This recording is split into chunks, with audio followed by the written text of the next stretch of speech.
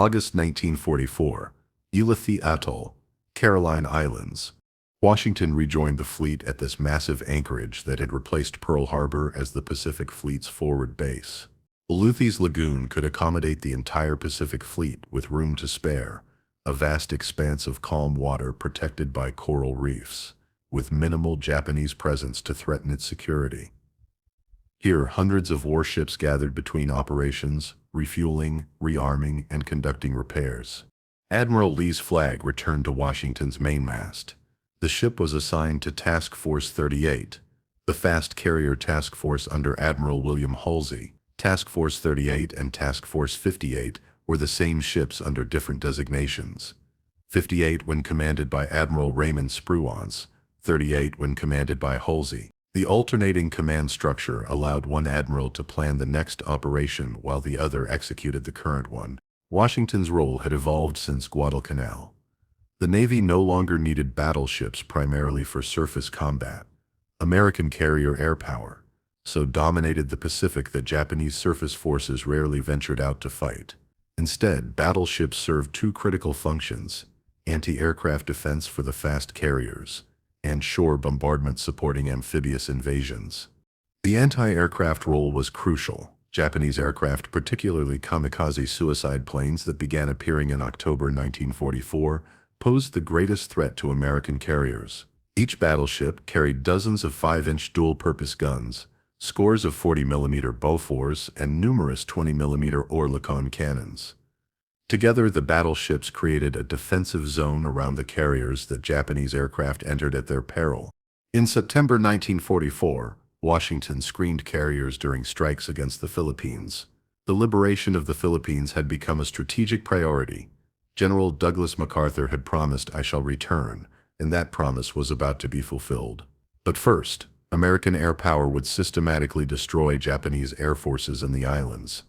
On October 10th, Task Force 38 launched massive strikes against Okinawa, hitting airfields and port facilities in preparation for the eventual invasion.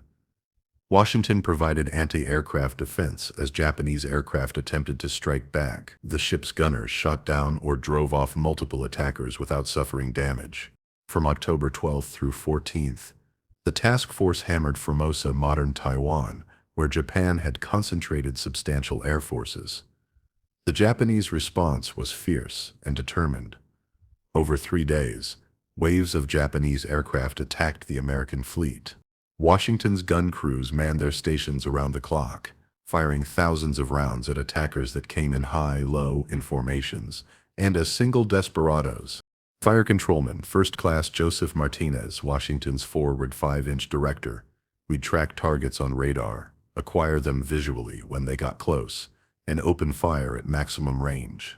The 5-inch guns would bark in rapid sequence, boom, boom, boom, boom, the whole ship shuddering with each salvo. The 40s would pick up closer targets, their distinctive pom-pom-pom sound constant, whenever aircraft were nearby. At night, it was even more intense, tracers arcing across the sky, creating this lethal fireworks display. You could see Japanese planes caught in the streams, cartwheeling into the water. The Battle of Leyte Gulf in October 1944 became the largest naval battle in history, actually 4 separate engagements spread across 3 days. Washington participated in the battle's northern phase, screening carriers as they pursued Japanese decoy carriers under Admiral Ozawa. Admiral Halsey, commanding Task Force 38 from the carrier New Jersey, took the bait. Japanese planners had deliberately sent Ozawa's depleted carrier force south from Japan as bait, hoping to lure American fast carriers away from Leyte Gulf, so Japanese surface forces could attack the invasion beaches. The plan nearly succeeded. On the night of October 24th to 25th, Halsey's entire force, fast carriers and screening battleships including Washington, raced north pursuing Ozawa. This left San Bernardino Strait unguarded. Japanese Admiral Kurida's powerful surface force, including the super-battleship Yamato, transited the strait and appeared off Samar Island at dawn, threatening to massacre the invasion fleet.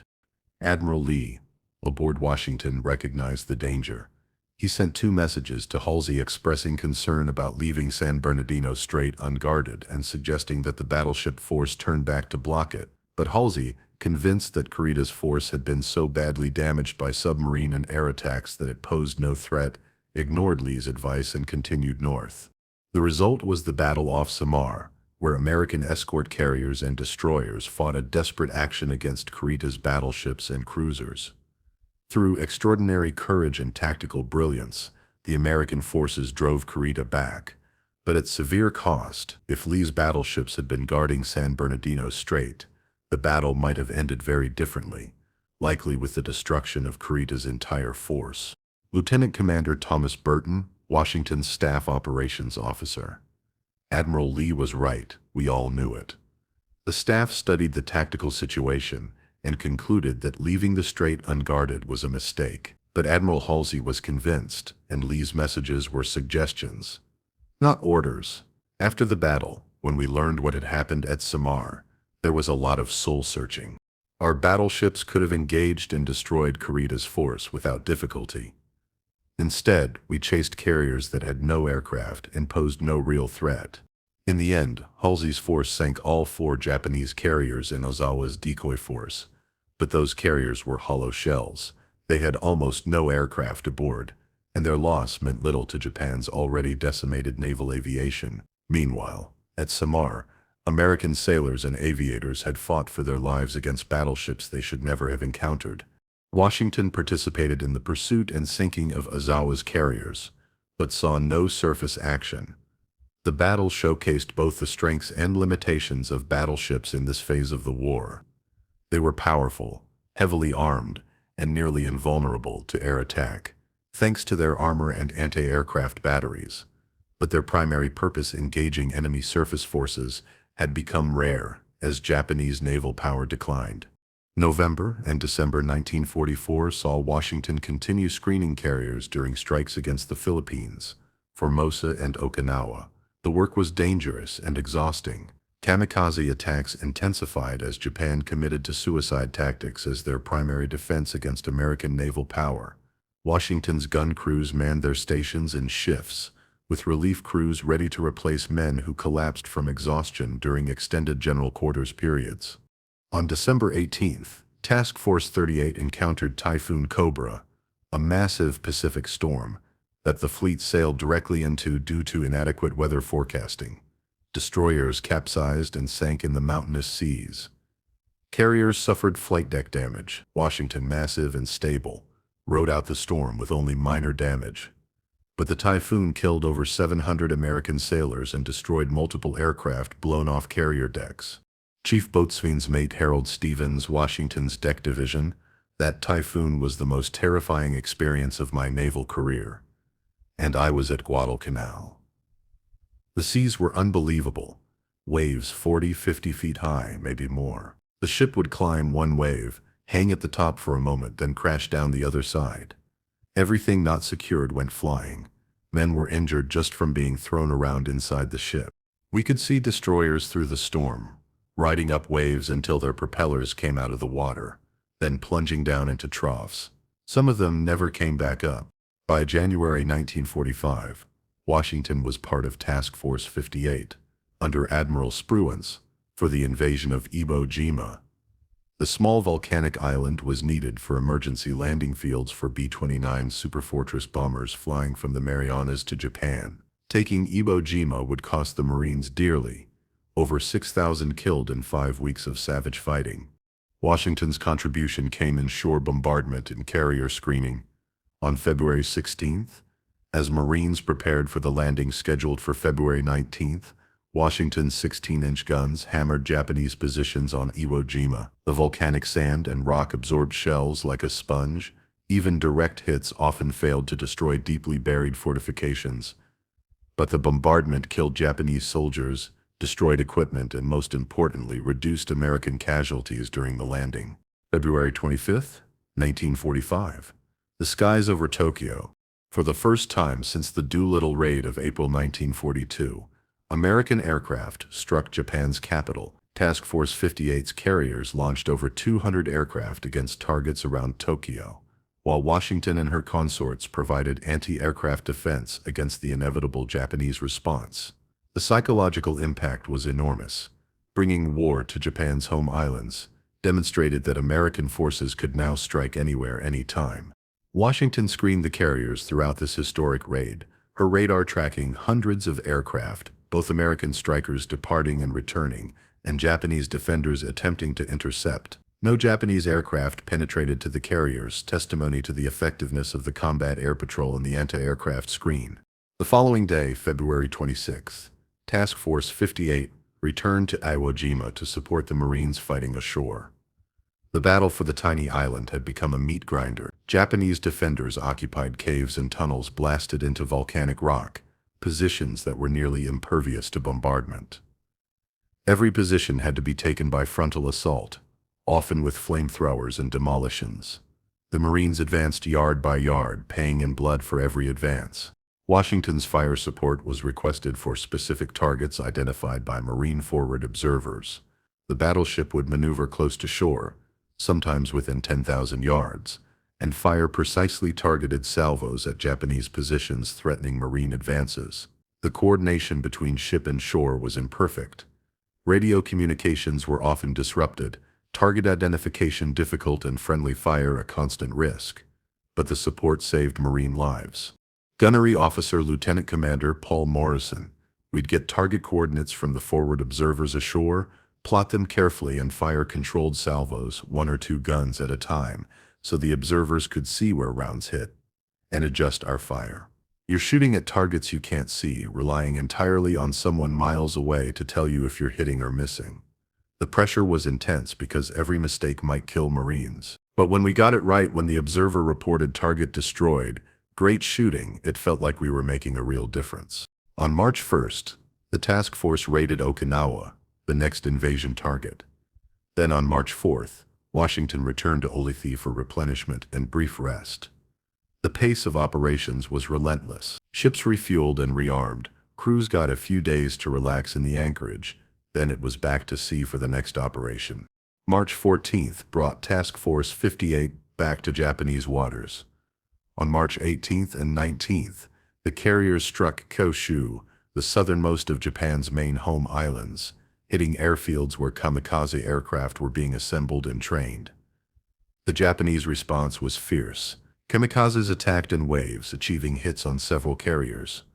The carrier Franklin was nearly destroyed by a single bomb that penetrated her flight deck and detonated among armed aircraft below, killing over 700 men. Washington's gunners shot down multiple attackers but couldn't stop them all. The kamikaze phenomenon represented a nightmarish evolution in aerial warfare. Conventional attacks could be disrupted by hitting the attacking aircraft. Even minor damage might force a pilot to break off. But kamikazes already committed to dying continued their attacks even when damaged, exploding aircraft and flying on sheer momentum until they hit something or crashed into the sea. Only destroying them completely stopped the attack. Seaman First Class Robert Chang, Washington's portside 40mm mount. The kamikazes changed everything. Before, you'd hit a Jap plane and see it peel off trailing smoke heading away. Mission accomplished. But kamikazes kept coming even when you'd hit them. I watched one take multiple 40mm hits. We could see pieces flying off. But he kept boring in, heading for a carrier. A 5-inch shell finally blew him apart maybe 200 yards from the ship. If that shell had missed, he'd have hit. We learned to keep shooting until there was nothing left to shoot at. On March 24th, Washington bombarded Okinawa in preparation for the April 1st invasion. The pre-invasion bombardment was the most intensive of the Pacific War battleships. Cruisers and destroyers hammered Okinawa for a full week before Marines and Army troops landed. Washington fired over 616-inch rounds during multiple bombardment missions, pulverizing Japanese positions across the island. The invasion of Okinawa on April 1st met lighter resistance than expected on the beaches, but that was because Japanese defenders had withdrawn into the island's interior. The battle would last until June 21st, costing over 12,000 American lives and approximately 100,000 Japanese defenders and Okinawa civilians. Washington remained off Okinawa through April and into May, conducting shore bombardment missions and providing anti-aircraft defense against the most intense kamikaze attacks of the entire war. On April 7th, Japan launched Operation Tengo, a suicide mission sending the super-battleship Yamato with a light cruiser and 8 destroyers on a one-way trip to Okinawa. The force had fuel only for the journey to Okinawa, not for return. The plan called for Yamato to beach herself and use her 18-inch guns as shore artillery until destroyed. American submarines and search aircraft detected Yamato's force as it sorted. Admiral Mitchell launched massive airstrikes from Task Force 58's carriers. Lechon and the other battleships maneuvered into position to intercept if Yamato broke through the air attacks, but carrier aircraft sank Yamato and 5 destroyers before the surface forces engaged. The greatest battleship ever built died under a deluge of bombs and torpedoes, never firing her main battery in anger. For Washington, it was another missed opportunity. The battleship that had sunk Kirishima in the only one-on-one battleship duel of the Pacific War would never again engage enemy surface forces. The age of the battleship was ending, killed not by other battleships but by aircraft that could strike from beyond visual range. On April 19th, Washington conducted her final combat shore bombardment mission of World War II, firing on Japanese positions as Marines fought their way south on Okinawa. The battleship had been at sea almost continuously since early February, nearly 3 months of combat operations with only brief replenishment stops at Leyte. In late May, Washington was detached for overhaul. She proceeded to San Pedro Bay at Leyte, arriving June 1st. There, Admiral Lee transferred his flag to another ship. Washington had been his flagship for nearly 3 years. From Guadalcanal through the final battles at Okinawa, the crew gathered on the fantail as Lee departed, giving 3 cheers for the admiral who had led them through the war's critical battles. On June 6th, the first anniversary of D-Day, in Normandy, Washington departed Leyte, bound for Puget Sound Navy Yard. She stopped at Guam in Pearl Harbor before arriving in Bremerton on June 23rd. The Navy planned a comprehensive overhaul preparing Washington for the invasion of Japan, scheduled for November 1945. But the invasion would never come. While Washington sat in dry dock, the war ended. The atomic bombs dropped on Hiroshima on August 6th and Nagasaki on August 9th, combined with Soviet entry into the war on August 8th, forced Japan's surrender. On August 15th, VJ Day, Washington was still undergoing refit in Puget Sound. The formal surrender ceremony occurred on September 2nd aboard the battleship Missouri in Tokyo Bay. Washington's crew listened to the radio broadcast from half a world away. They had fought from Guadalcanal to Okinawa, sailed from the Arctic to the tropics, screened carriers through a dozen campaigns. But Washington missed the surrender, sidelined not by battle damage but by scheduled maintenance. For many in the crew, this was bittersweet. They had survived the war. They would go home. But Washington, the battleship that had saved Guadalcanal and protected carriers through the Central Pacific Drive, was not present for the moment when it all finally ended. September 1945. Puget Sound Navy Yard. The war was over. Washington emerged from overhaul with fresh paint and updated equipment, but there was no combat mission awaiting her. The Pacific Fleet began drawing down immediately after Japan's surrender. Hundreds of ships were decommissioned, mothballed or scrapped as the Navy contracted from its wartime peak to a peacetime establishment. But Washington would serve one final important mission, bringing American servicemen home. Operation Magic Carpet, the massive effort to repatriate millions of service members from overseas, required every available ship with passenger capacity. Washington, like all battleships, could be configured to transport troops in conditions far more comfortable than the cramped transports that had carried them overseas. On November 2nd, Washington entered dockyard hands for conversion to troop transport duty. Workers installed additional bunking and spaces throughout the ship. Crew size was reduced to 84 officers and 835 enlisted men, barely a third of her wartime complement, freeing up space for passengers. The modifications took 2 weeks. On November 15th, Washington departed Puget Sound bound for Southampton, England. She crossed the Pacific and Atlantic at economical speed, arriving at Southampton on November 22nd. The port, battered by years of German bombing, was nevertheless functioning and filled with American soldiers eager to go home. Washington embarked 185 Army officers and 1,479 enlisted men. For these soldiers, Washington represented the final stage of their war journey from the battlefields of Europe to home. The voyage across the Atlantic took 9 days, arriving in New York Harbor on December 4th. Chief Petty Officer Walter Morrison, reflecting on the magic carpet mission, bringing those boys home felt good. Many had been overseas for 2-3 years or more. They'd fought across France and Germany, seen terrible things, lost friends. Now they were going home, walking down that gangplank in New York, kissing the ground, crying with relief and joy. It reminded us why we'd fought. Those men deserved to go home, and Washington was proud to take them there. That single voyage was Washington's only Operation Magic Carpet trip. On June 27, 1947, USS Washington was placed out of commission, in reserve. She was towed to the New York Navy Yard and assigned to the Atlantic Reserve Fleet's New York Group. The decision to decommission Washington so quickly reflected the Navy's post-war realities. Maintaining a battleship in active service was expensive. Crew costs, fuel, maintenance, and periodic overhauls consumed enormous resources. The Navy's budget, slashed from wartime peaks, couldn't support all the battleships still in service. Some would be retained in active or reserve status. Others would be scrapped. Initially, Washington's future seemed secure.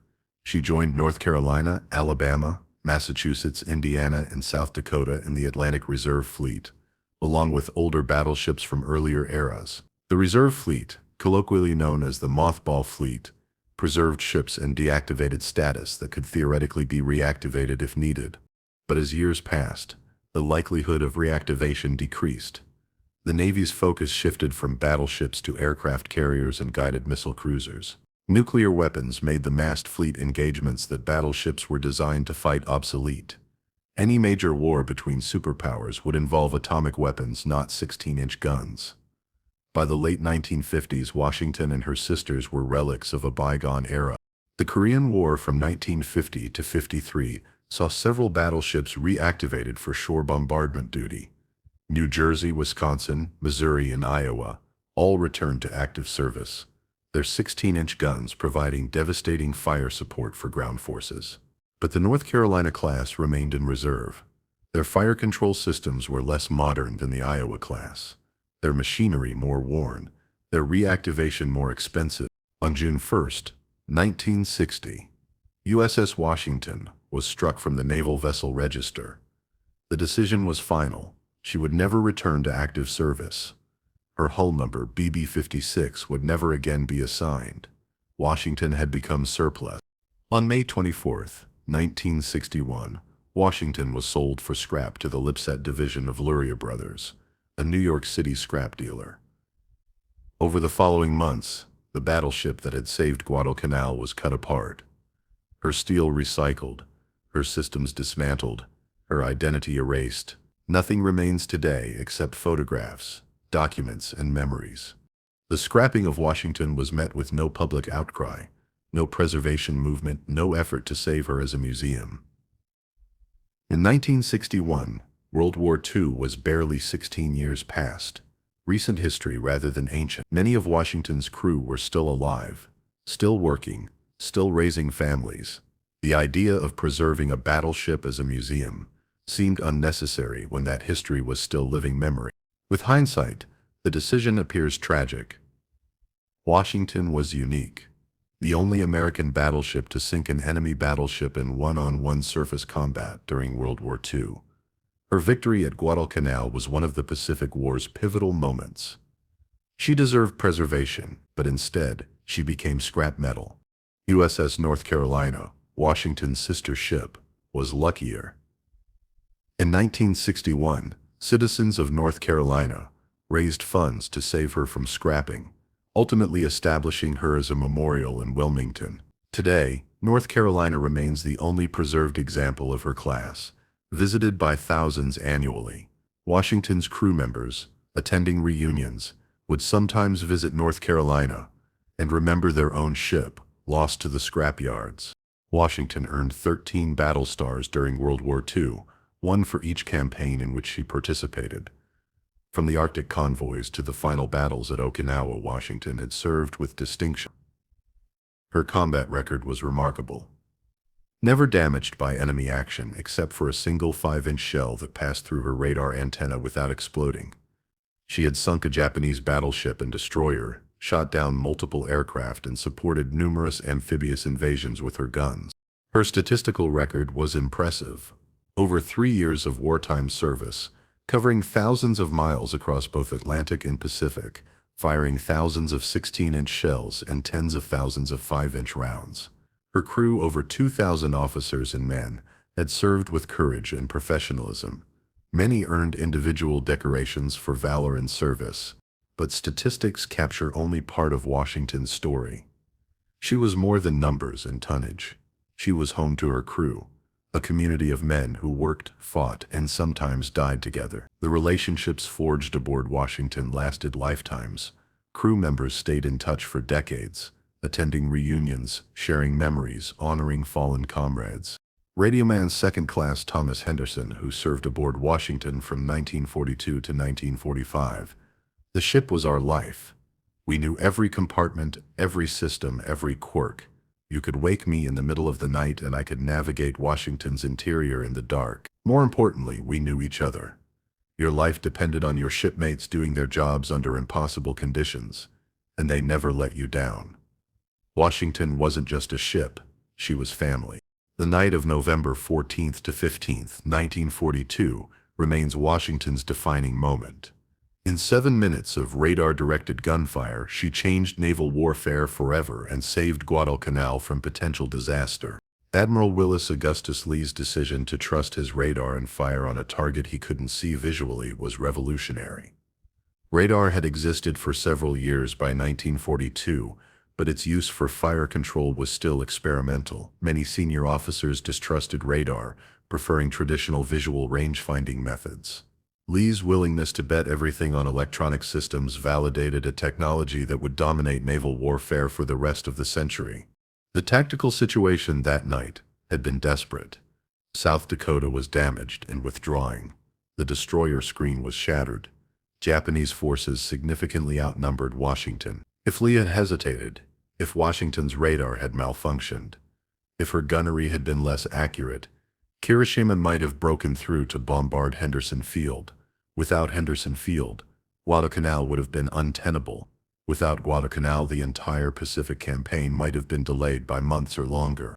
Instead, Washington's victory forced the Japanese to abandon attempts to recapture Guadalcanal through naval reinforcement. The Tokyo Express continued running supplies by destroyer, but never again would battleships or cruisers risk the waters around Guadalcanal. American naval dominance in the Solomons was established, and with it the foundation for the eventual advance to the Philippines, Iwo Jima, Okinawa, and Japan itself. Admiral Lee's death on August 25, 1945, deprived the Navy of one of its finest tactical minds just as victory arrived. He had been working on kamikaze countermeasures, applying his analytical brilliance to the war's deadliest threat. His heart attack aboard a launch returning to USS Wyoming in Portland, Maine, came without warning. He was 57 years old, had survived 3 years of Pacific combat, and died 10 days after Japan surrendered. The Navy named destroyer leader USS Willis A. Lee DD-929, later redesignated DL-4, in his honor. But Lee's true legacy was the transformation of battleship tactics from visual slugging matches to electronic warfare. At Guadalcanal, Lee proved that American technology and training could overcome Japanese expertise in night combat. That lesson echoed through the remainder of the war and beyond. For Washington's veterans, the ship's scrapping in 1961 felt like losing a piece of themselves. They had survived when many didn't. They had fought one of the most important naval battles in history. They deserved to have their ship preserved as a monument to their service and sacrifice. Commander John Harper, Washington's operations officer during Guadalcanal. "When I heard they were scrapping Washington, I was angry. This was the ship that saved Guadalcanal, that fought through the entire Pacific War, that represented everything the Navy did right. She should have been preserved like North Carolina. Instead, she was cut up for scrap." It felt disrespectful to everyone who served aboard her, especially those who didn't come home. Historians recognize Washington's significance. Every serious study of the Guadalcanal campaign emphasizes the naval battle of November 14th to 15th as a decisive moment. Naval historians studying the evolution of electronic warfare cite Washington's radar-directed gunnery as a watershed. The ship represents a transitional moment between the battleship-dominated warfare of World War I and the carrier-dominated warfare that defined World War II's Pacific theater. But Washington also represents something deeper: the effectiveness of American naval technology, training, and industrial capacity. She was designed under treaty limitations, built with compromises, and commissioned barely 6 months before Pearl Harbor. Yet she proved herself one of the most effective capital ships of the war. Her radar systems, constantly upgraded throughout the war, gave her advantages that Japanese ships couldn't match. Her damage control organization, drilled endlessly by officers who understood that training saved lives, allowed her to survive the depth charge explosions from HMS Punjabi and continue operating. Her engineering plant, maintained meticulously by skilled technicians, provided reliable power throughout 3 years of continuous service. Her crew, trained to operate as a team rather than individuals, fought with coordinated efficiency. These factors, technology, training, maintenance, coordination, were multiplied across the entire United States Navy. Washington was exceptional but not unique. Every American battleship, carrier, cruiser, and destroyer benefited from the same systematic approach to naval warfare. That approach, more than any individual ship or battle, won the Pacific War. The Battle of Guadalcanal showcased these advantages under conditions that favored the Japanese: night combat, close range, numerical superiority. These were circumstances where Japanese forces had historically excelled. Yet Washington won decisively, not through luck, but through superior systems. Lee's radar told him exactly where Kirishima was. Washington's fire control computers generated accurate firing solutions without visual reference. Her crews executed flawlessly under extreme pressure. Japanese Admiral Reizo Tanaka, who commanded destroyer forces at Guadalcanal and fought against American ships throughout the campaign, reflected after the war: the American Navy's superiority was not in courage. Our sailors were as brave as theirs. It was not in seamanship. We could match them in ship handling.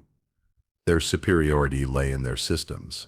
They had radar we couldn't match, damage control we couldn't match, logistics we couldn't match, and training that made every ship and every crew confident and competent. The battle off Guadalcanal demonstrated this clearly. One American battleship, properly equipped and commanded, destroyed one of our battleships that fought bravely but blindly. Washington's crew reunions continued for decades after the war. Old men who had been young sailors gathered to remember their ship and their shipmates who didn't return. They told stories of Guadalcanal, how the night lit up with gunfire, how they could feel the ship shudder with each salvo, how they knew they were making history. They remembered Admiral Lee walking through the ship talking to sailors, explaining how radar worked, showing confidence that inspired them to believe they would win. They also remembered the boredom of convoy escort duty, the terror of typhoons, the exhaustion of months at sea during the fast carrier operations. They remembered the collision with Indiana and the frustration of missing the Philippine Sea battle. They remembered bringing soldiers home after VJ Day and the pride of contributing to Operation Magic Carpet. As the years passed, the reunions grew smaller. Men in their 80s and 90s found travel difficult. Some developed health problems that prevented attendance. Death claimed increasing numbers, first a few per year, then dozens, then the majority. By the early 21st century, only a handful of Washington veterans remained alive, all in their 90s or older. The last surviving crew member from Washington's Guadalcanal battle died in 2010. With his death, the battle that had defined the ship passed from living memory into history. No one alive today can claim to have stood on Washington's deck during that night in November 1942. The veterans' voices are silent. Only their records, testimonies, and photographs remain. Seaman First Class Donald Mitchell, Washington's youngest crew member at Guadalcanal, age 17 when he served, reflecting in 2008, at age 83, People ask what it was like to be there that night. I tell them it was terrifying and exhilarating simultaneously. We knew we were outgunned, outnumbered, and if we lost, Guadalcanal might be lost too. But we had Admiral Lee, we had Washington, we had each other. When those main batteries opened fire, when we saw Kirishima burning, we knew we'd done something important. I'm proud I was there. I'm proud I served on Washington. I wish the ship had been preserved so my grandchildren could see her, touch her, understand what we did. But I'm grateful I survived to tell the story. The preservation of North Carolina serves as partial consolation. Washington veterans visiting their sister ship in Wilmington could walk decks similar to those they'd known, see turrets identical to Washington's, stand in compartments configured like those they'd served in. North Carolina's survival keeps alive the memory of her class, and by extension of Washington herself. But the lack of a Washington-specific memorial means her story requires active telling. Unlike preserved ships where visitors can walk aboard and experience history directly, Washington's legacy depends on historians, authors, and veterans' descendants keeping her memory alive. Several monuments honor Washington's service. At the Naval Academy in Annapolis, a plaque commemorates Admiral Lee and his victory at Guadalcanal. In Washington state, where the ship was built and later overhauled, historical markers note her service. The Navy's Historical Center maintains extensive archives of documents, photographs, and artifacts related to Washington. Online communities of naval history enthusiasts discuss Washington's battles, analyze her tactical performance, and share documents and photos. The democratization of historical information through the internet has paradoxically kept Washington's memory more accessible than ever before, even as her physical form has vanished. Washington's tactical legacy extends beyond World War II. The principles demonstrated at Guadalcanal, using superior sensors and fire control to achieve decisive advantage in night combat, became foundational to Cold War naval doctrine. American destroyers and cruisers equipped with advanced radar and guided missiles could engage Soviet vessels from beyond visual range, just as Washington had engaged Kirishima. Modern Aegis combat systems, which track hundreds of targets simultaneously and coordinate defensive fires across entire task forces, descend directly from the radar-directed gunnery pioneered by ships like Washington. The computer-controlled weapons systems on today's warships are sophisticated descendants of the Mark Kurtz fire control radar that gave Washington her crucial edge in 1942. The ship's name lives on. The nuclear-powered aircraft carrier USS George Washington, CVN-73, commissioned in 1992, honors the first president while continuing the tradition of having a major warship named for the state or the founding father. The Virginia-class attack submarine USS Washington, SSN 787, commissioned in 2017, carries the name into the 21st century. These modern vessels bear no physical resemblance to BB-56. They fight with missiles and torpedoes rather than 16-inch guns. They operate beneath the waves or launch aircraft rather than engaging in surface gunfire duels. But they carry forward the tradition of excellence, competence, and victory that Washington exemplified.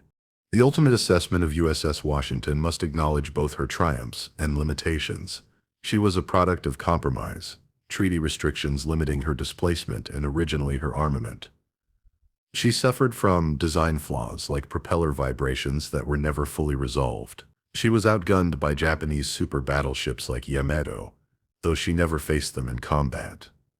The collision with Indiana revealed that even well-trained crews could make catastrophic mistakes, but her strengths overwhelmed her weaknesses. Washington's radar systems, continuously upgraded, gave her unmatched situational awareness. Her crew's training allowed them to exploit technological advantages fully.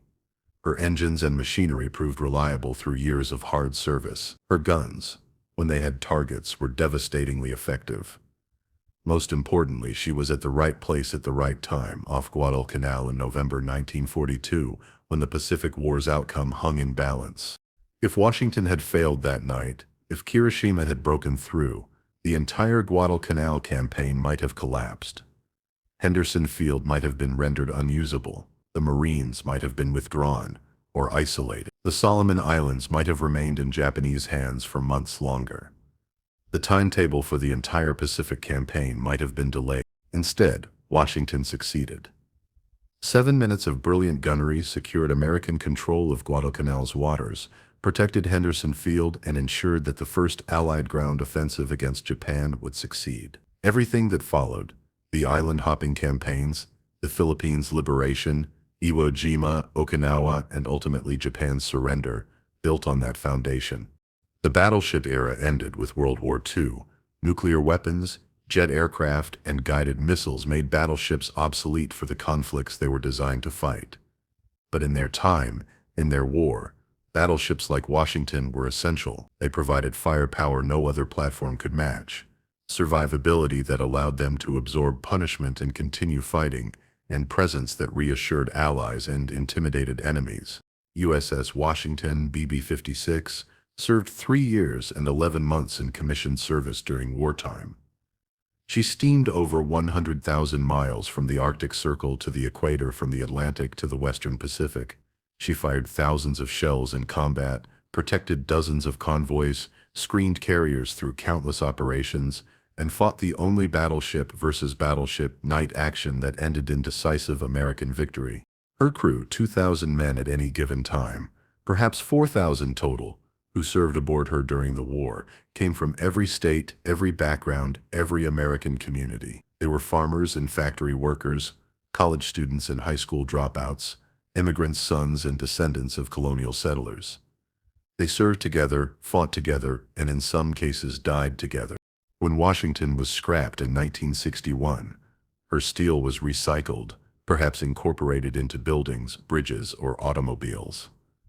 The physical substance of the ship dispersed, but her legacy remained concentrated and powerful. Every American who enjoys freedom today owes a debt to ships like Washington and men like those who served aboard her. The waters off Guadalcanal, where Washington fought, are peaceful now. Iron Bottom Sound earned its name from the dozens of ships, American, Japanese, Australian, that sank there during 6 months of brutal naval combat. Kirishima rests on the bottom, 300 men still entombed within her. But Henderson Field, the airstrip they died fighting over, became a major airport serving the Solomon Islands' capital city of Honiara. Divers occasionally visit the wrecks, photographing the rusting hulls and silent guns. Historians study the battles, analyzing what worked and what didn't.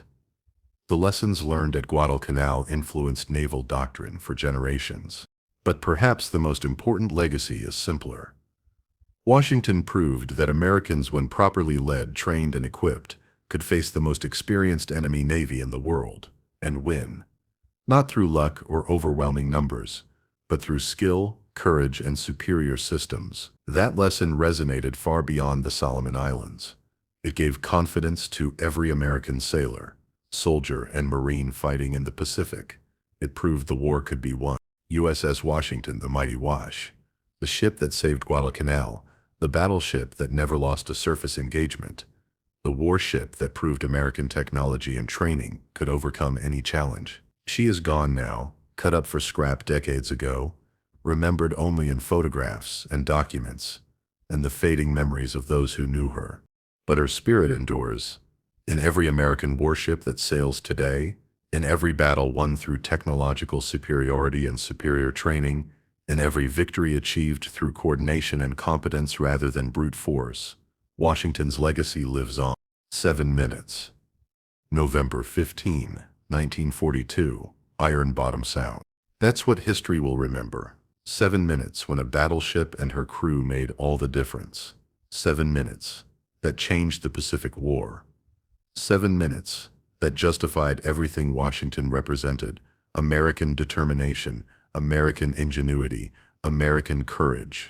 The mighty Wash earned her place in history. She deserves to be remembered, not just as a ship, but as a symbol of what America could achieve when the stakes were highest and failure was unacceptable. Fair winds and following seas. USS Washington. Your watch is ended, but your legacy endures.